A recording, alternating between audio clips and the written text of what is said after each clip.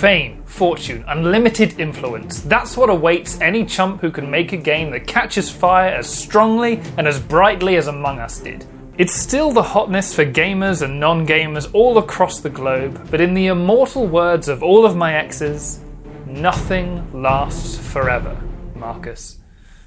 I'm just not feeling it anymore. Along with standing desks and hard liquor, the popularity of Among Us started to take off in late September, with a peak Twitch viewership of around 750,000 viewers. But since then, the viewership and the playership has been dropping around a third each month. And at this rate, by the middle of 2021, daily playership would have dropped to around 40,000 or so, which would still put it in the top 50 games on the planet, but in this world, it's winner takes all. Let's be honest though, most games don't fall into irrelevance simply because they've run their course. That requires time, stillness, patience, things that aren't really in vogue right now. Nowadays, things get knocked out the cultural zeitgeist because they're replaced by something even zeitgeistier. We're a hive mind with an incredibly short attention span. Just look at what happened to Fall Guys. Investors, hedge fund managers, and shady app store CEOs are all eager to find out what that next game could be. If you could harness even a fraction of the success of Among Us, you've just bought another month's silence from your mistress. And free of charge, in the next 9 to 10 minutes, I'm going to tell you what that game will be. Firstly, whatever comes next is going to cost sweet FA. Economics tells us that the lower your prices, the higher the demand for your product is going to be. If you lower your price to 0, the demand is basically unlimited.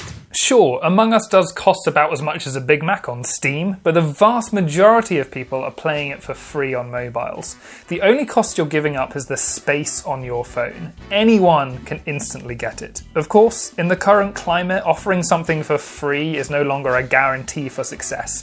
It's more of a bare minimum, a barrier to entry. Look at the top games of this era: Fortnite, Counter-Strike, Dota 2, Apex Legends, Snake, Wii Sports. They're all provided free of charge. Even the most popular games that cost money at one point, like Fall Guys or Rocket League, started out as free downloads as a part of PS Plus. So right now, I'll be honest, I can't tell you what the exact game to dethrone Among Us will be, but I can tell you it's probably going to cost nothing. It's probably also not going to live on a gaming PC or on one of those smaller gaming PCs with Xbox logos on them. We're reaching a point where pretty much everyone who can speak has a phone that they use to avoid speaking to people with. Full-on consoles are getting more popular, but they're still nowhere near the penetration of phones. Since Among Us, other games have become popular, yes, but they're popular for video games. Among Us was a breakout success that even got the normies playing it, and they're still playing it today. To reach that widespread adoption, it can't require an additional investment like a gaming PC or a console or your firstborn's heart. Everyone already had a phone, so everyone could play Among Us. If they made a game that ran on something else that was universal, like an impending sense of doom, that would work too. Around the time of Among Us's rise, we all lost something. The pandemic meant our social interaction had been dramatically reduced. We were lonely. As I talked about in my Habbo Hotel video, weekly calls over Zoom weren't cutting it. If you weren't stuck in an interminable quiz with people you didn't really like, you dialed up your friends and talked about being really sad. You might call Among Us a glorified video chat interface, a structured conversation into specific moments, and team meetings that were filled with energy, discussion, persuasion, deception, really exciting stuff.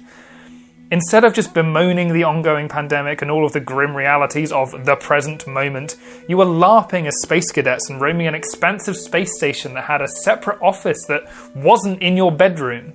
It filled a need that everyone in the world yearned for at once. A need to talk, yes. A need to connect with other people, yes. But also a need to escape from this reality for a brief moment. And other breakthrough games answered needs too. When Fall Guys was announced in E3 2019, it broke through the miasma of endless sequels and games-as-a-service loot crawlers that we were all yearning for. It was fun, it was simple, and that's why it instantly caught fire. And so to de-seat Among Us, it's got to be more than just a really good game. It's firstly got to be driven by a mass global yearning for a mood or an experience or a feeling. And of course, I can't say what that need will be. And game developers can't create a global yearning out of thin air. You know, unless there was some mass global operation to influence people's wants and needs. You know, something that implanted people with a way to remotely control the way they were thinking and their behaviour. And you'd need to convince entire nations to line up and volunteer to take that invasive, intimidating treatment. You know, think about how powerful you would have to be to organise something at that scale, and think about how much of a stake you'd have to have in a single game or a single platform to be willing to do something so maniacal. Yeah, that'll never happen. Lastly, it can't be denied that the next anosmia of video games is going to have it in with the 1%ers of the post-WordPress generation. That's right, influencers hold the key to shoehorning anything into the public zeitgeist, not just powders that make you shit yourself. Among Us didn't have a defined influencer marketing campaign to my knowledge, but its format lent itself to Twitch streamers and various internet and real-life big shots collaborating in the game. Sure, all the reasons I mentioned before helped with the growth, but those little explosions of interest were created when 10 hyper-popular internet kids got together and argued about who was most sus. When you've got all the cool kids playing your game, all the kids who aren't cool want to imitate them. So they start making memes, they start joining in the conversation, they download the game themselves. Just by playing one round of Among Us with your friends, you can really feel like Mr. Beast. To topple the stellar side mission Suspicion Simulator, you have to get influencers on board somehow. And maybe you don't even have to go to the big influencers. Maybe go to the smaller ones that are much better value for money. The ones that have small but dedicated followings. Maybe ones that are specifically making content about what the next Among Us could be. With all that said, I simply do not think the next Among Us is out there yet. And if it is out there and being played like Among Us was in 2018, I haven't found it. And I've looked at other games that people have suggested, like Project Winter, but it's just not quite there. It's still too gamey, too complex, not social enough. You can only go so viral with a game that costs $20.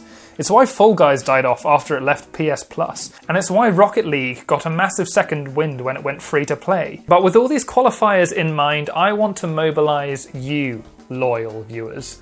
What is free? What's mobile, and what answers a mass cultural need right now? What are you playing or what are you doing that has the potential to spread like wildfire? Maybe the next Among Us isn't really a game at all. Maybe it's some sort of shared cultural space. Did I mention I made a video about that? What do you think made Among Us so popular, and what do you think might be causing its decline? Let me know and I'll answer it in a future video, or I'll just answer it right in the comments. Feel free to message me on Twitter. I will probably reply because tweets are about 1,000 times quicker than making a 10-minute YouTube video. You may have noticed I have been making a ton of videos over the last few years, but I am back, baby. So if you did want to see more of this, it would do me a huge favour if you came back next week to see what I'm talking about next. And if you want to remind yourself, do the notification bell thing while subscribing. If you want to see it. If you don't, get off. Until next time, thanks for watching and have a great day.